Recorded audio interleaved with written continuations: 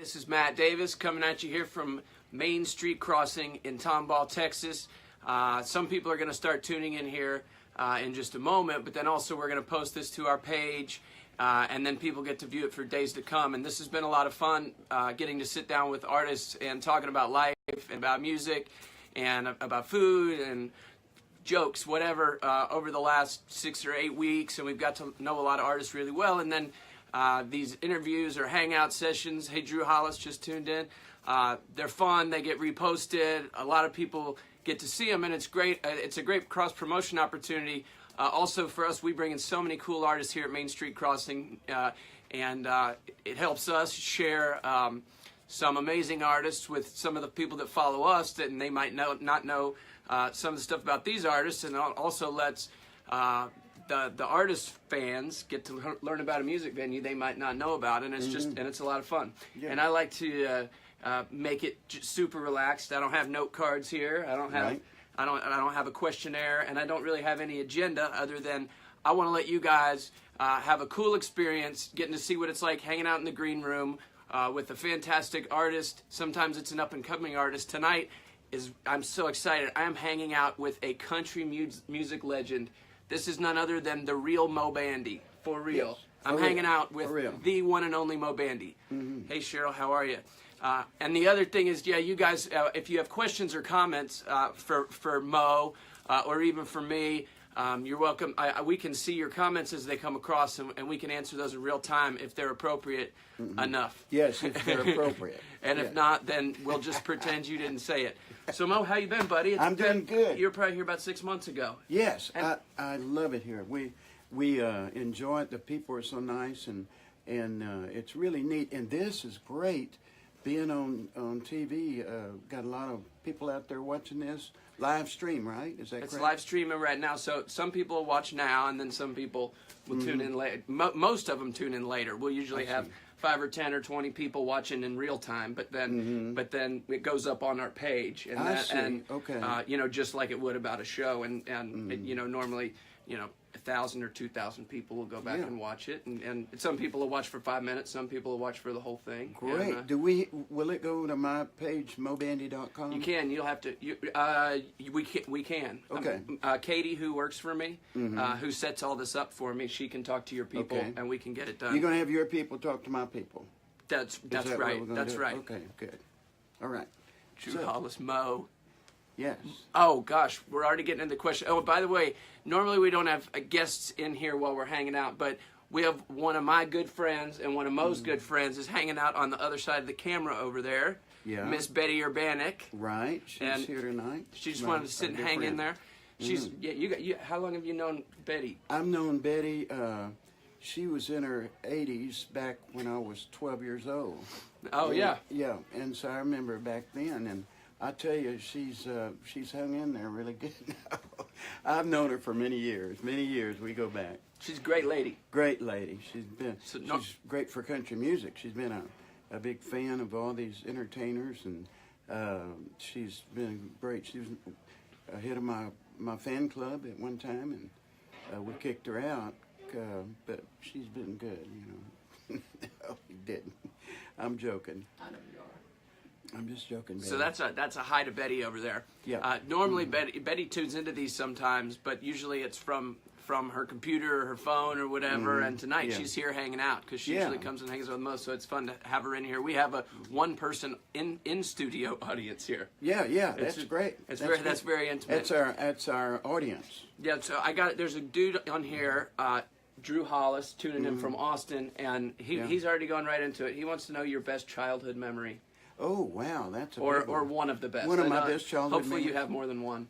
Well, I guess my childhood memories would be there was 5 boys and a girl in my family, and just when we get together, and we would do all kind of crazy stuff on a ranch. We was raised on a ranch, riding horses and doing all that stuff, and that brings back a lot of great memories. That's really cool getting to grow up outdoors like that. It was great, and it was right down. I was raised right outside of San Antonio, Texas. So you're a Texan. And I'm a Texan, man. I'm through and through. Love it. Just about home, and so you know, I had a lot of memories of family. We were raised around rodeo. rode bulls and bareback broncs. My brother rode bulls for years, and we had a lot of fun doing that. And I played music with my dad played guitar and sang. My mother played piano and sang. And so I have a lot of memories of music when I was a kid. And so we had some good times. I was very lucky. So 6 kids. 6 kids in our ranch. family, 5 boys, 1 girl.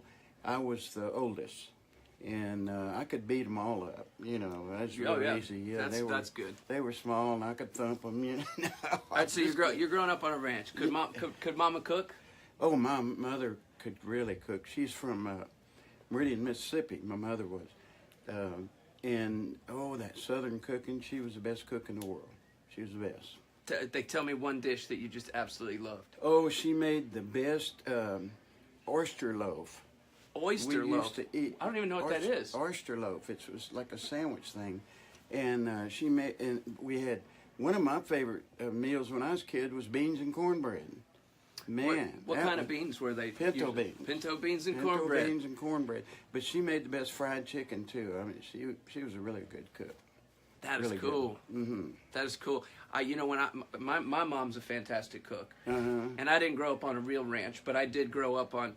We owned 5 acres, and there were no fences around, so I really just got to roam. Me and my brother, we just roamed 40 acres, and we didn't have TV, and we just went everywhere. My mom was a great cook, and I just thought that all mamas were good cooks. Yeah. Until I started having sleepovers at some of my friends' houses. Right. You know, and their mama would cook, and I realized, wait, not all moms can cook. That's and right. So that's when I was about 12 years old, I realized how blessed I was. That's right. And I remember doing that too, going to people's houses and eating their food, you know, and it wasn't as good. Yeah. Not near as good. What was your mom's name? Her name was Janelle, and my dad's name was Marion, and my dad named me Marion Jr., and he was in the Navy, and a guy called him Moe all the time, so he nicknamed me Moe. And I was playing over in Georgia one time, right outside of Atlanta, and a guy walked up and he said, "I named you," and I said, "No, you didn't." He said, "Yes, I did." I said, "I'm the guy called your dad Moe when he's in the Navy." And so he did name me. He sure did. But I've got all this said. I've got a brand new book out called Lucky Me. Look at this. You just happen to have one. I stashed one because I was gonna bring that up. I'm excited about our book. Look at this, it's guys. Doing really Check good. This out. If you go to moebandybook.com, you can get a copy of that. And I'm really excited. We got a ton of pictures of over the years and a lot of stories. I've actually been singing for about 50 years. Wow. And so I've been telling all these stories, and people have asked me about writing the book for so long, and I finally did it, and the book's doing really well. It's called Lucky Me. Well, our friend Betty is a little biased, but she said she read it, and she said it was really good. Well, I appreciate that. I really wrote it for she's very biased, and I'm just proud she can read. You know, I didn't know that. I'm just finding that out now. But no, I actually wrote the book for my kids and my for my grandkids, and I wanted them to know what I've done. And I think it's good for all families to write down something about yourself that you can pass on, because I wish I knew more about my great-grandparents and people like that I never knew anything about, and how they feel and how they feel about things and different things, and you kind of get the way you think. You know, you might figure out, well, that's the way I am too. But it's be good for the family. Yeah, that's an amazing piece of history, legacy, you know, whatever you want to call it, to be able to leave to them, because you've really had it, and you're still cranking away, but you know, you've gotten to accomplish a lot of cool things in life. And, yes, I have. And I mean, God's blessed you for sure. Oh, for sure, no doubt about it. I have been blessed so much with doing what I do, travel the world, met so many people, and I've just been very blessed. Anybody that makes a living singing is just a lucky person. That's why I say lucky me. I dreamed of that when I was a kid, to get paid for singing, because I was going to sing somewhere anyway. So I've been lucky with that. That's amazing. So you mentioned rodeo a little bit. Mm-hmm. Did that song Bandy the Rodeo Clown? Mm-hmm. Did you make that up? No, actually, Whitey Schaefer, who wrote a lot of my songs, and Lefty Frizzell, the great Lefty Frizzell. Oh, he's one of the greats. He wrote that song for me. And they called me one night, middle of the night, and said, we wrote that rodeo song for you. No way. And and Lefty sang it over the phone, and I recorded it, and man, it's been the biggest song I've had, I guess. But everybody thought, because I was singing on the radio every day, I'm Bandy the Rodeo Clown. Everybody thought I was a rodeo clown, and I wasn't. I rode in the rodeo some, and they'd say, you saved my life in Cheyenne, Wyoming, when you was a rodeo clown. I said, No way. I wasn't a rodeo clown. Yes, you were. I said, well, it was my job, and they had to do it. But I still hear that all the time. That is something else. I was never in the rodeo. Mm-hmm. I sometimes have people. Okay, this building here, Main Street Crossing. Yeah. We were built from the ground up. In Mm-hmm. 2000, it was finished in 2004. Now, Yeah. what used to be here, but it was a different building, was Broadagum's IGA store. Mm-hmm. I mean, built in like 1912, and it was here. They bulldozed it around 1980, and then this just was a lot and then we built this from the ground up. But people will still come in and tell me, my dad told me that he used to come to the movies here when he was a kid. Oh, that's great. And I'm like, that's great. no, he didn't.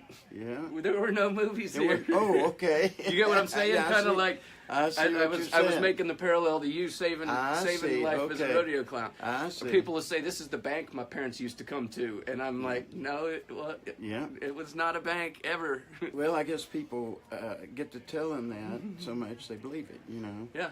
But that's interesting. People come up to me, and finally I just have to tell them, okay, well, I was a rodeo clown, and that was it. But it's whatever you sing about is very important, because people will remember that, and it leaves an impression on people. That's the thing about music. It leaves an impression that people don't realize sometimes. Now you had a pretty great hit with that song "Too Old to Die Young," right? Mm-hmm. Which is I think Kevin Welch wrote that, right? Right. Mm-hmm. And Kevin's we're not good friends, but we've hung out a few times and he's played here. He's a fantastic talent. Great talent and great guy. He wrote that song, and it's been a huge inspiration on my career. I hear it all the time. People say they sing it at funerals. I've talked to people that were very sick and ill, and they've heard that song. And the line in it, "Let me watch my children grow to see what they become," is a pretty strong line.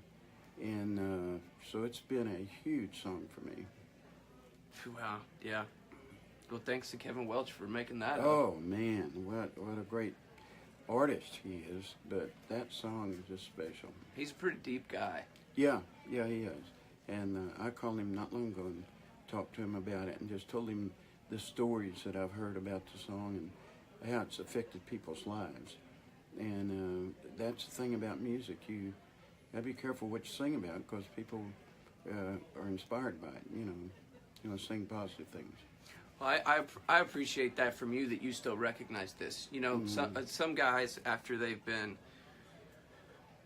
doing this for 30 years, 40 years, they can become a little bit jaded. They can take things for granted. You're still sitting here after 50 years in the music business and winning all kinds of awards and having #1 singles and all this stuff, and you're still sitting here going, wow, I feel lucky, wow, I feel blessed, as opposed to, you see it with professional athletes, you see it with artists, they just start, eventually it becomes a job, they don't appreciate it anymore, and they don't take the song seriously anymore. So I think it's great that you see how valuable they are, because really making music, it really does.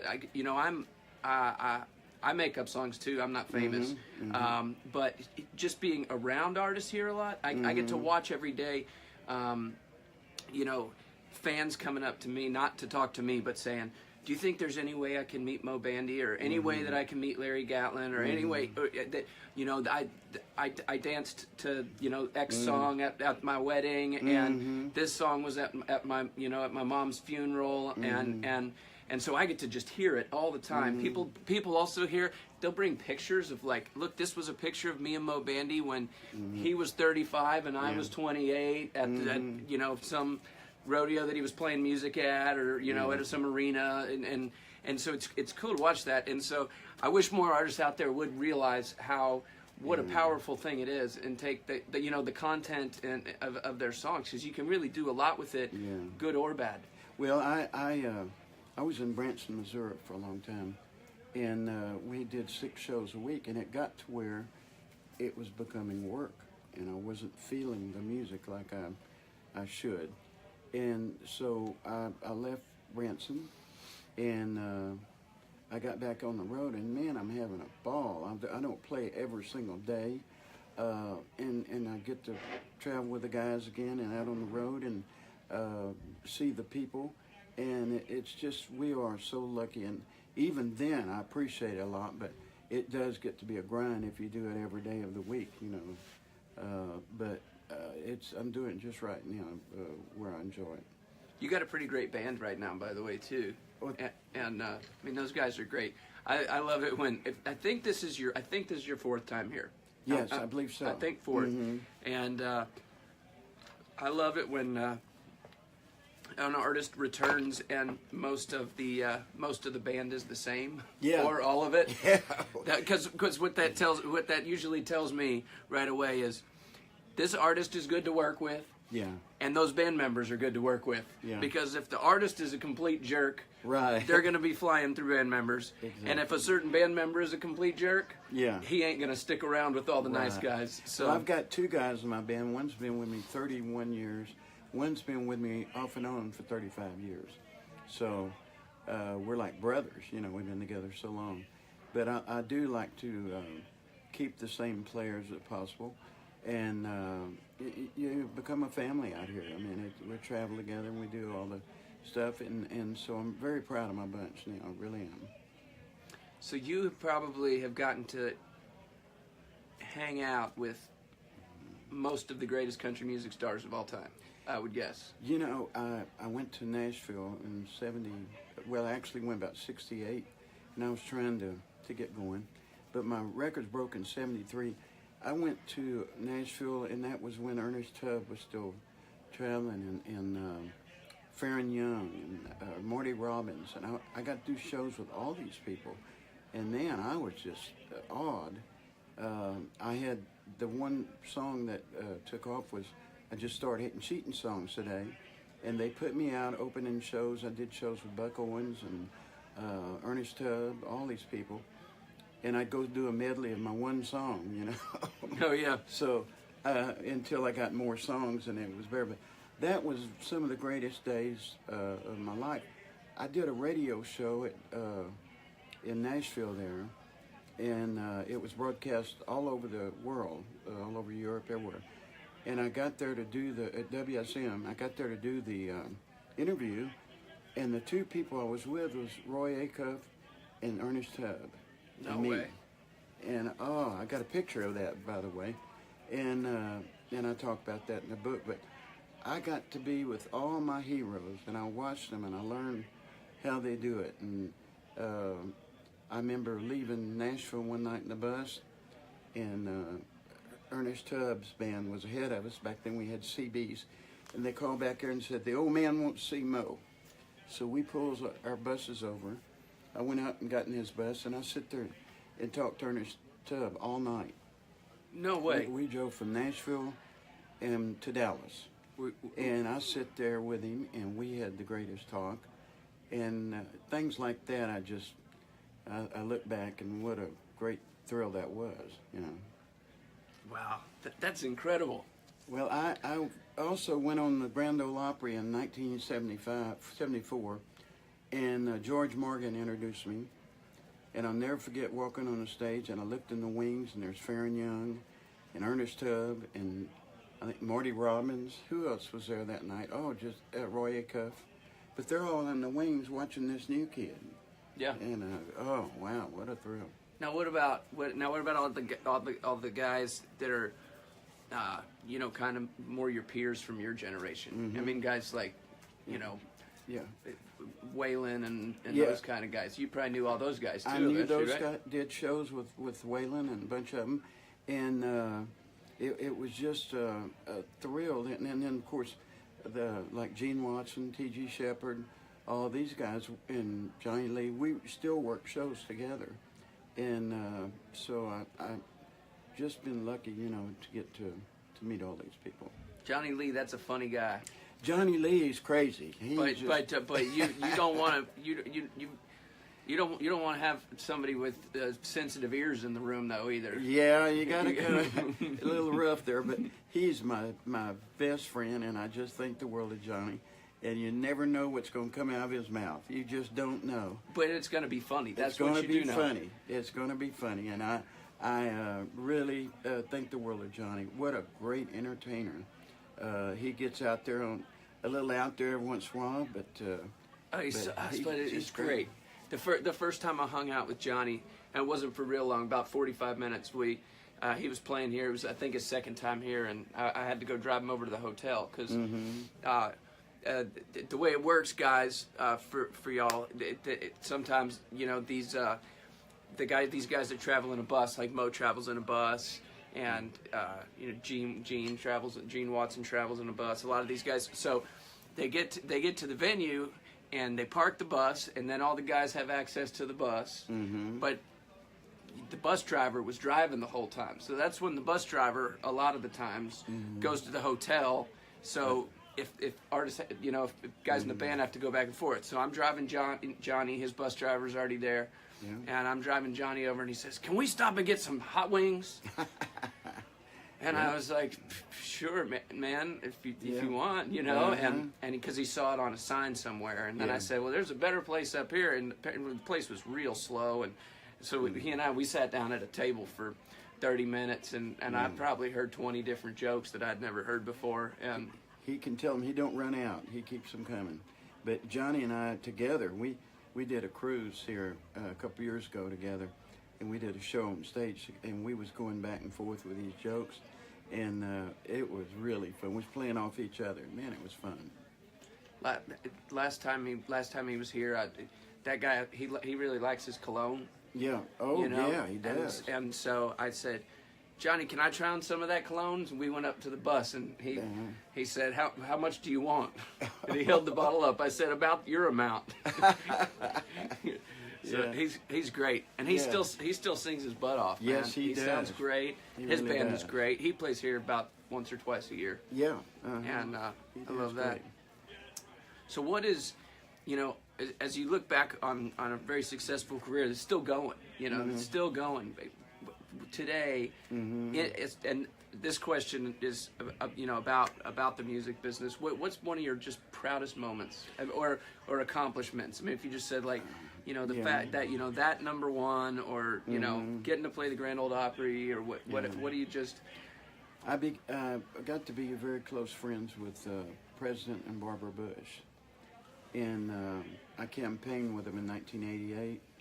We traveled all over the United States campaigning, and so I got to go to the White House twice, spent the night in the White House twice. No way! And performed in the White House. You slept at the White House? Slept in the White House twice. And so I traveled all over the world with the family. They're the greatest, dearest people in the world. And but it was a thrill to sleep in the White House.